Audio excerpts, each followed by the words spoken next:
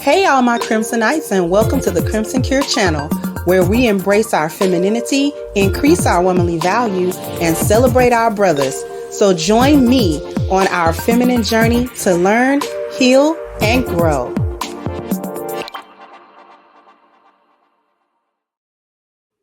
Hey there, my Crimsonites, and welcome to the Crimson Cure channel. I'm your hostess, femininity coach, and author, The Crimson Cure, and this is my perspective. Welcome to another review of Co-Parenting with the Sperlings. This is for season 2, episode 3, entitled Las Vacaciones. So, in this particular episode, we take a little bit of a trip with Dennis and his boys.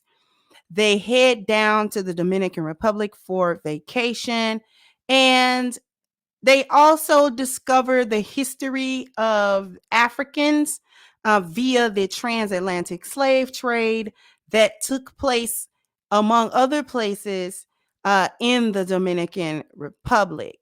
I like this episode because it was focused on Dennis being a father and teaching his sons different things by experience, right? He was trying to teach his son the difference. For instance, like he wanted his sons to play baseball with the local children. And he was trying to teach them a lesson about, among other things, about their privilege and about how blessed they are to be his sons, to live under the conditions that they live, to live, in a very good life. They have their parents. They are not living in poverty. They are not living in struggle and these sorts of things. So they are very blessed little boys. And I think that this is very important to teach children this, even if they are at an age where they don't fully grasp the gravity of it. It is something that they keep and something that they look back on as they get older. They'll look back on these experiences and life will kind of teach them the depth of what the lesson was supposed to be when they were young, right?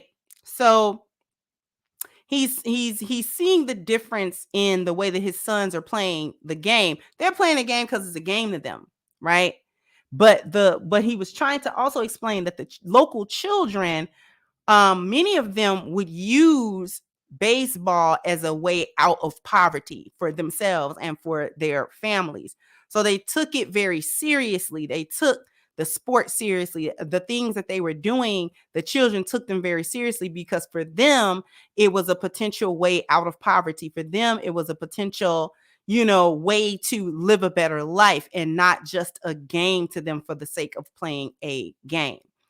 And so aside from that, he also was taking them around as he conducted legal business to be able to operate his business in the Dominican Republic in a legal way, show them that other people do things as well, not just in America, that they're not better than anybody just because they come from America or anything like that.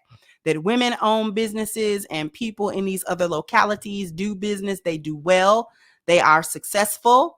They speak a couple of different languages because most people in the DR speak Spanish and English.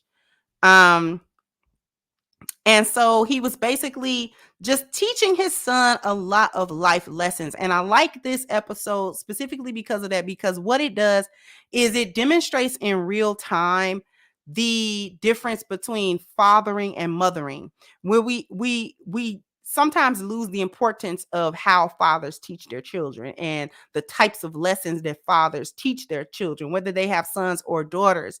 The teaching style, the parenting style is typically very different. We understand that both mothering and fathering is highly important to children, right? To the balance that children can grow up with and all of these sorts of things. But at the same time, this episode sort of focused on, for at least for me, the importance and the difference in how men father and rear and parent their children. He did so not just by sitting and talking to them or lecturing them, but taking them to have an experience, because 9 times out of 10, that's the better lesson. There's no better teacher in life than experience. So when you take your children somewhere and you immerse them in an environment, or you present them an opportunity to actually do something, and to have a specific experience with a lesson attached, they usually can get that lesson because it is attached to an action that they did, because it isn't attached to an event, because it is attached to something that they learned or did with their hands, or they were just able to interact, right? Because typically boys are hands-on learners. This is a sidebar. This is sort of why the current way in which the public school systems work favors girls more than boys, because the teaching style actually favors girls more. We can sit and have things lectured to us. Boys, more often than not, have a better learning experience with their hands on, right? A better learning experience by doing certain things and being interactive in certain ways. It conveys the lessons better for boys, because boys do, right?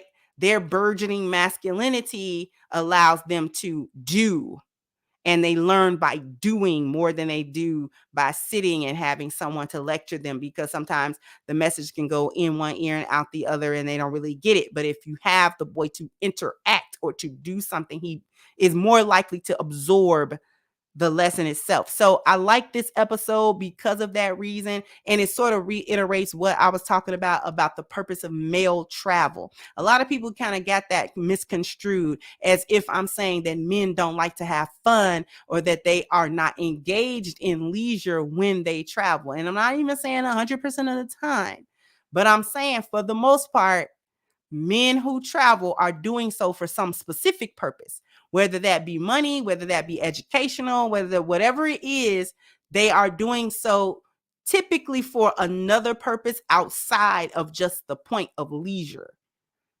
right? They're doing it for, it's going to be leisurely. They're going to have fun. They're going to enjoy themselves, but it also, they're going to engage in some type of educational aspect, or they're going to engage in some type of business aspect, or there's going to be another aspect or another purpose outside of the leisure. So take that as you will. Nothing is ever 100%.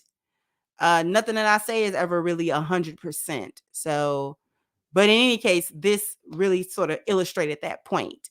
So go ahead, listen.